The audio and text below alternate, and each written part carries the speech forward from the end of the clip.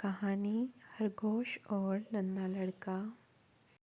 ایک چھوٹے سے گاؤں میں ایک ننھا لڑکا رہتا تھا۔ وہ بہت شرارتی تھا مگر دل کا بہت اچھا تھا۔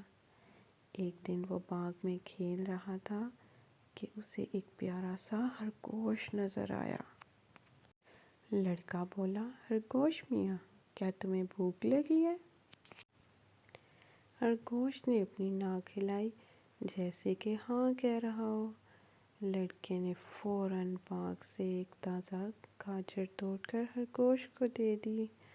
خرگوش خوش ہو کر گاجر کھانے لگا۔ لڑکے کو بہت خوشی ہوئی اور وہ روز خرگوش سے ملنے لگا۔ یوں دونوں میں گہری دوستی ہو گئی۔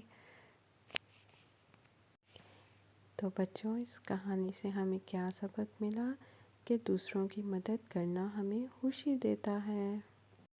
پیارے بچوں، آج کی کہانی سے ہم نے سیکھا کہ ہمیں اپنے امی ابو، بہن بھائیوں اور اپنے دوستوں کی مدد کرنی چاہیے۔ مدد کرنے سے ہمیں خوشی ملے گی۔